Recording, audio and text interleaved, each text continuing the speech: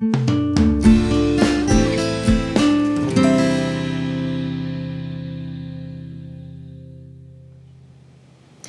people assume that should they lose mental or physical capacity, their family will automatically be able to look after their financial affairs.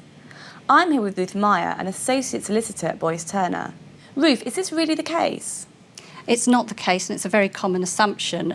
If somebody has an accident and they have assets in their sole name, then the family cannot automatically take over, and you need to have some sort of legal documentation in place. The legal documentation would be a lasting power of attorney, also known as an LPA, whereby you can appoint somebody over the age of 18 to manage your financial affairs.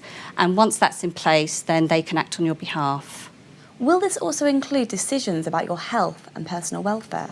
It won't. You need a separate LPA to cover those decisions, and those sorts of decisions would be things like where you live, your diet, dress, accessing medical records, and also giving your attorney the right to consent or refuse to life-sustaining treatment. So it's an extremely important document, and this particular document can only be used if you've actually lost mental capacity and it's been registered with the Office of the Public Guardian.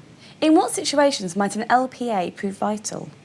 I recently had a case of a cyclist who was knocked over by a car and was airlifted to hospital.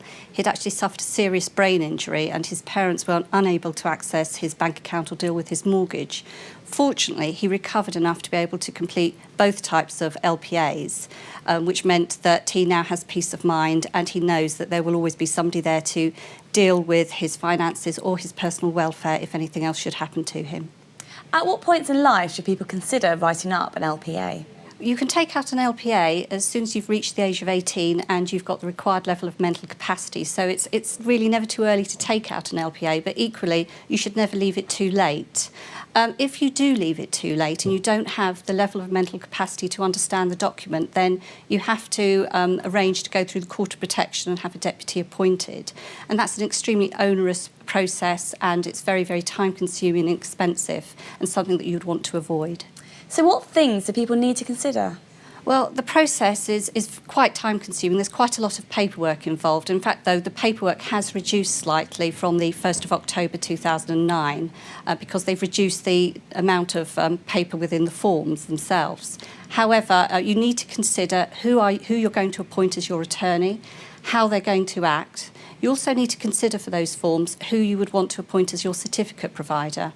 The certificate provider is the person who actually said that you understand the document and you have the capacity to enter into it. And that can be, well, it can be your solicitor if your solicitor's actually drafting the form for you, but equally it could be your GP, or it could be somebody who you've known well for the last 2 years. On top of the certificate provider, you need to consider which family and friends you want to have notified that you're actually going through the process of registering the lasting power of attorney. And that could be up to 5 named people. Once you've decided who you want to appoint and notify, you then need to complete the forms very carefully. You have to make sure that you have them signed and witnessed in the correct order, otherwise they could be rejected on registration. Then you need to complete the registration papers and send each LPA in with a fee of £120, that's the court fee. And I always advise clients to ensure that they do register their LPA immediately, because it can take between 6 to 8 weeks to have those documents registered, and you need to consider what would happen in the meantime if anything happened to you. So register them straight away, so at least if anything did happen, you can use them immediately. And how can people make the process easier? Well, I would always recommend that they do see a solicitor, because a solicitor who will be familiar with those documents and they can make the process as smooth as possible. It will also give you peace of mind knowing that it's being handled by a professional. And whatever you do, don't let the paperwork put you off, because these documents are extremely important and anything can happen to anyone at any time.